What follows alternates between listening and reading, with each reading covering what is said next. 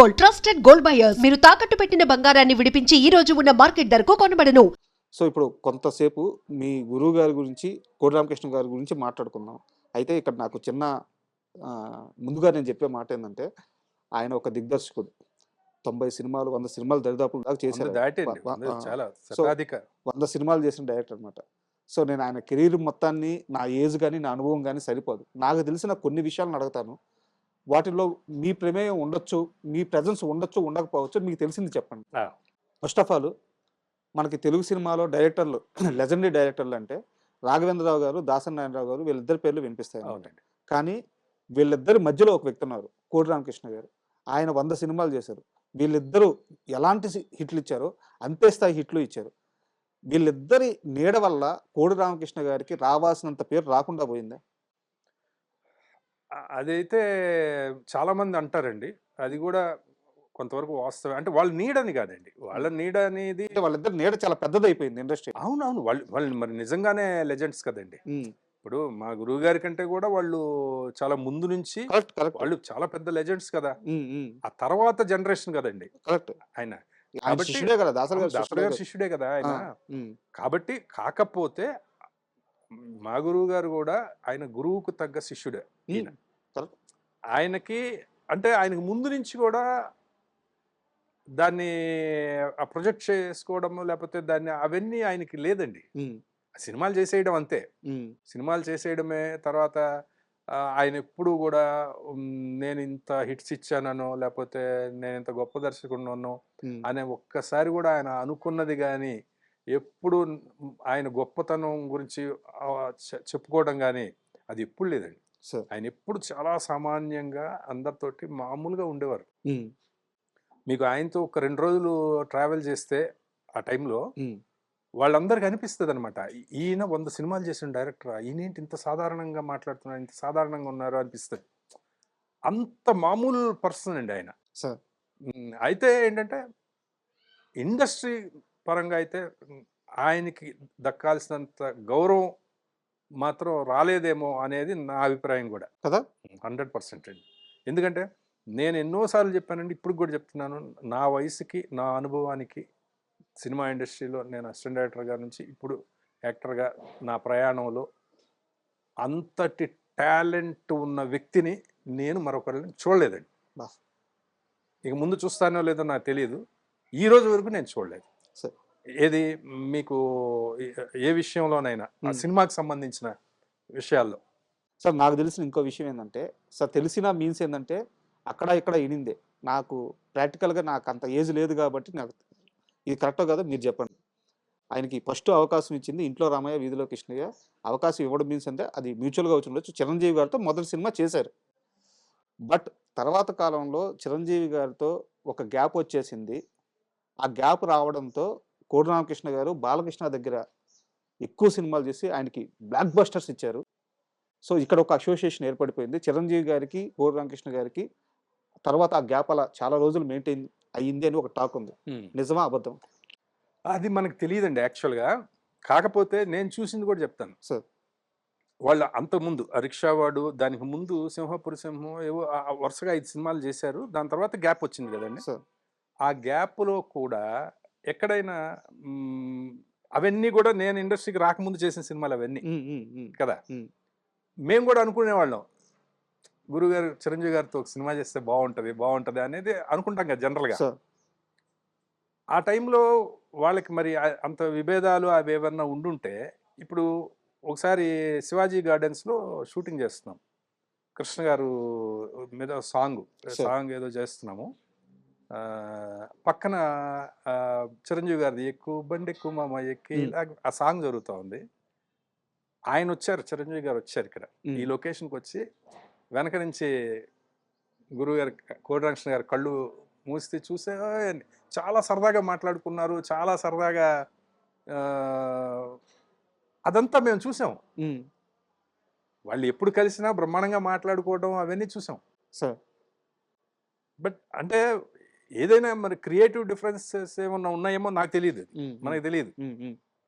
కానీ మా వ్యక్తుల మధ్య విభేదాలు అయితే ఏమీ లేవండి, నాకు తెలిసి అయితే లేవు. ఉంటే మాట్లాడుకోరు కదా అలాగా. కరెక్ట్. అంత సరదాగా ఉండరు కదా. బట్ ఈ టాక్ అయితే ఉంది సార్. అంటే మీ దాకా అదే వచ్చింది. ఉండుండొచ్చు. ఆ! అదే ఇప్పుడు దాసరి గారికి, కోడి వెంకటకృష్ణ గారికి అసలు పడదు. హ్మ్. ఇవన్నీ కూడా వినేవాళ్ళం అండి మేము అప్పుడు. హ్మ్. అసలు వాళ్ళిద్దరికీ అసలు పడదు. ఈయన సినిమా తీస్తే పోటీగా ఆయన సినిమా తీస్తాడు. దాని మీద రిలీజ్ చేస్తారు. ఇట్లా మాట్లాడుకునేవారండి. సో కానీ ఆయన వాళ్ళ మధ్య మరి వాళ్ళు కలిసినప్పుడు అసలు ఈయనకి గురువుగారంటే అపరిమితమైన గౌరవం. హ్మ్. కోడి వెంకటకృష్ణ గారికి, దాసరి గారంటే అపరిమితమైన గౌరవం. హ్మ్. ఆయన కూడా యనాకృష్ణ అని ఆయన చక్కగా మాట్లాడుకునేవాళ్ళు. ఒకసారి ఆ టైంలో ఎందుకు వచ్చిందో 'భారత్ బంద్' అనే సినిమా టైంలో ఇది ఎక్కువ వచ్చిందండి. సో క్యాప్ టాక్ వచ్చేసింది. అప్పుడు ఆయన ఒక పిక్చర్ చేస్తున్నారండి. ఆయన ఏదో మన వినోద్ కుమార్ గారితో ఒక పిక్చర్, సినిమా పేరు గుర్తు రావట్లేదు. మ్, ఆ, అప్పుడు 'భారత్ బంద్' జరుగుతూ ఉంది. ఓకే. జరుగుతూ ఉన్నప్పుడు ఒకళ్ళొకళ్ళు మీద పోటీగా సినిమా చేస్తున్నారు అనేది ఎక్కడో వచ్చింది. మేము కూడా ఎక్కడన్నా కనిపిస్తే మిగతా డైరెక్టర్స్, అసిస్టెంట్ వాళ్ళు అడుగుతూ ఉండేవాళ్ళు. హ్మ్. ఏంటి ఇలాగా పోటీ అంట కదా, ఇద్దరికి గొడవ అంట కదా, అది హ్మ్. ఇది అని అడుగుతూ ఉండేవాళ్ళు. మ్యాగజైన్స్లో కూడా రాశారండి. ఓకే. కొన్ని మ్యాగజైన్స్లో వాళ్ళిద్దరికి ఏదో పచ్చగడ్డ వేస్తే బగ్గుమంటుంది ఏదో ఈ రేంజ్లో రాశారు. ఒకసారి ఇక్కడ హైదరాబాద్లోనే ఆ సినిమా షూటింగ్ జరుగుతుంది జూబ్లీ హిల్స్ ఒక బిల్డింగ్లో. సడన్గా దాసరి గారు వచ్చారు. ఓకే. మన మాల వేసుకొని ఉన్నారు, ఆయన బ్లాక్ డ్రెస్లో అది వచ్చారు. బ్రహ్మానందం గారు వెంట పెట్టుకొని వచ్చాడు ఆయన. హ్మ్. వచ్చి రాగానే ఈయన సడన్గా ఇంకా లేచి వెళ్ళి కాళ్ళకి నమస్కారం చేసి, గురుగారు ఏదంటే ఏంటి రామకృష్ణ ఏంటి నీకు నాకేదో గొడవ అంట కదా, ఏంటి నీకు ఏమన్నా తెలుసా అని అడిగారు. అదే నాకు తెలియదు సార్ ఏంటో అని చాలా సరదాగా మాట్లాడుకున్నారు. ఆయన ఉన్నంత వరకు ఈయన సిగ్గుపడుతున్నారు. హ్మ్. ఏ తీ షార్ట్ తీ అని, ఏంటి నేను వెళ్ళేదా వరకు షార్ట్ తీవా షార్ట్ తీ హ్మ్. అని దాసరి గారు. హ్మ్. ఈయన సిగ్గుపడుతూ ఈయన మన బాబు మోహన్ గారు ఆ సీన్ ఏదో చేస్తున్నాం, ఆయనకంతా యాక్టింగ్ చెప్పి చూపించి అది ఇది చేసిన తర్వాత ఆయన అన్నారు, రామకృష్ణ చేసిన దాంట్లో సగం చేస్తే చాలా మీకు చాలా పెద్ద పేరు వచ్చేస్తుంది హ్మ్. అని. హ్మ్. అంటే అలా అలా ఉంటారండి. బయట వచ్చేవి వస్తూ ఉంటాయి. సార్. ఇంకా అవి మరి అది ఎందుకు వస్తాయో తెలియదు మనకి. ఓకే. అంటే మీ గురువుగారి కెరీర్ మొత్తం మీద చూసుకుంటే చాలా ఇనిషియల్ స్టేజ్‌లో బాలకృష్ణతో వరుస హిట్లు ఇచ్చారు. అవును. 'ముద్దుల మామయ్య' అయితే అసల ఇంకా సూపర్ హిట్. 'మువ్వగోపాలుడు' సో ఇట్లా వరుస హిట్లు ఇచ్చుకుంటా పోయారనమాట. సో బాలకృష్ణ గారితో ఉన్న ఆ అసోసియేషన్ మీరు గమనించింది ఎప్పుడైనా ఒక సందర్భం ఉందా? అంటే నేను యాక్చువల్గా బాలకృష్ణ గారు పనిచేసిన భార్గవ ఆర్ట్స్లో చేశారండి ఆయన ఎక్కువ. సార్ అవును. ఆ, వాటికి బయట నుంచి ఆ స్క్రిప్ట్ ఆ ఫేర్ చేయడాలు ఇలాంటివి తప్ప హ్మ్. షూటింగ్లకు వెళ్తూ ఉండేవాళ్ళం. షూటింగ్లు ఆయన చేస్తున్నప్పుడు వెళ్ళి చూడడం తప్ప నేను డైరెక్ట్గా వర్క్ చేయలేదు హ్మ్. ఆ టైంలో. అంటే డైరెక్టర్ గారి ఎప్పుడు 3-4 సినిమాలు రన్నింగ్లో ఉండేయండి. సార్. మా 3 బ్యాచ్లు ఉండేవి. ఓకే. Unit wise. దీనికి ఒక బ్యాచ్, దానికి ఒక బ్యాచ్, దానికి భార్గవ ఆర్ట్స్కి ఒక బ్యాచ్, ఆ! ఇలా ఉండేవారు అనమాట. ఆ! అలా ఎప్పుడైనా అలాంటివి చేశాను కానీ కానీ అప్పుడు చాలా బాగుండేవారండి వాళ్ళు. సార్. అంటే ఆ టైంలో ఎలాంటి టాక్ ఉండిందంటే, కోదండరామిరెడ్డికి చిరంజీవి హిట్ ఇస్తే, బాలకృష్ణకి కోడి రామకృష్ణ హిట్ ఇస్తారు. ఆ అవునండి. కాంబినేషన్ ఫైట్ అన్నమాట. ఆడియన్స్ అలాగే అనుకుంటారు కదండి అవన్నీ. ఆ! వీళ్ళకి ఎవరైనా సినిమా చేస్తే ఎవరిదైనా హిట్ ఇవ్వాలనే ఉంటది హ్మ్. ఇక్కడ కదా. హ్మ్. హ్మ్. ఆయనకి హిట్ ఇవ్వాలి, ఈయనకి హిట్ అనేది ఉండదు అసలు. హ్మ్. సినిమాకి సినిమా వాళ్ళకి తెలుస్తుంది అది, సార్. అంతే కదా. బట్ ఆడియన్స్లో ఏంటంటే అలా హిట్లు అవుతున్నాయి కాబట్టి అలా అనేసుకుంటూ ఉంటారు, హ్మ్. అంతే. సార్ అంటే ఇది మీకు అప్పుడు మీరు ఉండకపోవచ్చు. బట్ మీకు తెలిసేమని అడుగుతున్నాను. 'భానుమతి' గారికి మంగం గారి మనవడు కథ చెప్పడానికి వెళ్లారు. ఆయన గురువు గారిని కోడి రామకృష్ణ గారిని గెట్ ఔట్ అన్నారంట. ఆ!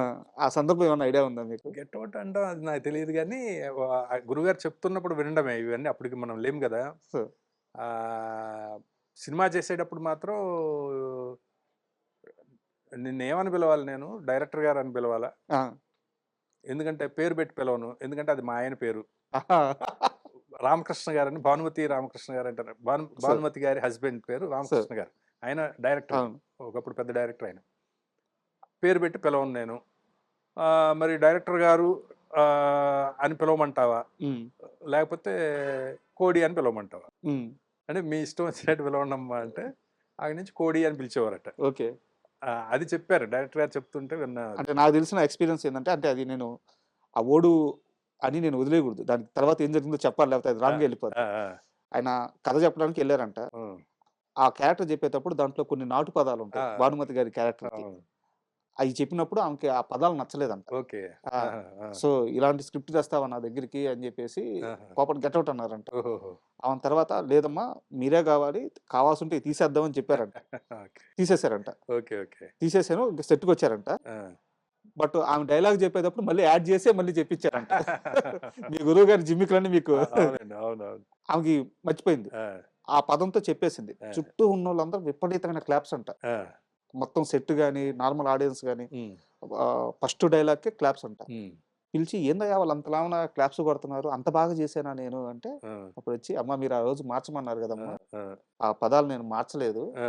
దానికొచ్చిన రియాక్షన్ ఇదంతా" అంటే "అబ్బా! నేను నిన్ను తప్పుగా అర్థం చేసుకున్నానయ్యా. ఈ క్యారెక్టర్ కావాలి ఆ హ్మ్. పదాలు. నాకిప్పుడు అర్థమవుతుంది" అవును. అని చెప్పి అన్నారంట. ఆయనకి బాగా మాస్ పల్స్ తెలుసండి. హ్మ్. ఇప్పుడు మీకు అదే 'మంగమ్మ గారి మనవడు' సినిమా అది యాక్చువల్‌గా రీమేక్ అండి. సార్. చాలా మందికి తెలీదు. తమిళ్‌లో 'భారతీ రాజా' గారు చేశారు. సార్. 'మన్ వాసనై' అని పిక్చర్. హ్మ్. హ్మ్. అందులో పాండియన్ రేవతి గారు హీరోయిన్‌గా చేశారు. సార్. వాళ్ళు కొత్త వాళ్ళు ఆ సినిమాలో. ఆ సినిమా సూపర్ హిట్ అక్కడ. సార్. ఆ సినిమాని తెలుగులో 'మంగమ్మ గారి మనవడు' అందిస్తా అదంతా ఎలా ఉంటదంటే అండి అదొక పొయిటిక్ టచ్ తోటి ఆర్టిస్టిక్‌గా ఉండే సినిమా అది. హ్మ్. అక్కడ 'భారతీ రాజా' గారి ఆ! సినిమా. ఆ! ఆ! దాని ముందు అది చూసినప్పుడు అది చేద్దాం అనుకున్నప్పుడు అసలు తెలుగుకి ఇంత రాగా ఉన్న సినిమా అసలు ఎలా ఆడతది? హ్మ్. ఇందులో కమర్షియాలిటీ ఏముంది? అసలు హీరోయిజం ఏముంది? హ్మ్. లేకపోతే ఇది పోయి బాలకృష్ణ గారితోటి ఎలాగా? హ్మ్. అని చాలా మంది చెప్పారటండి ఆ హ్మ్. టైంలో. హ్మ్. అంటే అది వర్కౌట్ అవ్వదు అని. హ్మ్. అది వర్కౌట్ అవుతదా? అవ్వదా? అనేది చేసిన తర్వాత కదా తెలుస్తది అని చెప్పి దాన్ని మొత్తం కమర్షియల్‌గా మార్చి హ్మ్. కమర్షియల్‌గా ఆ సాంగ్స్ 'దంచవే మేనత్తకు' అబ్బా! అసలు ఈ ప్యాటర్న్‌లోనే ఉండదు ఆ సినిమా. ఆ! అది మీరు ఇప్పుడు కూడా మీరు చూడొచ్చు అది 'మన్వాసనై' అనే పిక్చర్. సార్. మీరు చూస్తే చాలా మందికి తెలీదు సార్ ఇది. అదసల ఉండదండి. అసల ఈ ప్యాటర్న్‌లోనే ఉండదు. హ్మ్. క్యారెక్టర్‌లు ఇవి ఉంటాయి అంతే. ఆ! ఆ! స్టోరీ లైన్ అది ఉంటది. మిగతా అంతా మారిపోయింది. సార్. మారిపోయి ఇది పక్కా కమర్షియల్ అయిపోయి, ఇది సూపర్ హిట్ అయిపోయి 1 ఇయర్ ఆడేసింది ఇక్కడ. సార్. ఆ ఫస్ట్ షో చూసారట భారతీరాజా గారు. ఆ! ఆయనకి పిచ్చి కోపం వచ్చేసిందటండి. ఓకే. అంటే ఎప్పుడు తెలుగు వాళ్ళకి అసలు మనం సినిమానే ఇవ్వకూడదు రీమేక్‌కి. హ్మ్. మొత్తం సర్వనాశనం చేస్తారు. అసలు నేను చేసిందేంటి? ఇదేంటి? అని అన్నారట. హ్మ్. అసలు చెప్పకుండా వెళ్ళిపోయాడటండి ఆయన. హ్మ్. ఆ తరువాత సిల్వర్ జూబ్లీకి మళ్ళీ ఆయన్ని గెస్ట్‌గా పిలిస్తే అప్పుడు ఆయన చెప్పారటండి. ఈ సినిమా నేను తెలుగులో తీసుంటే అట్టర్ ఫ్లాప్ అయ్యేది. ఆ! కోడి రామకృష్ణ గారు కరెక్టు. ఎందుకంటే ఆ ఆడియన్స్ పల్సు ఆయనకే తెలుసు. సార్. ఆహ్, నేను చేసుంటే ఇంత హిట్ అయ్యేది కానే కాదు అసలు ఈ సినిమా. హ్మ్. హ్మ్.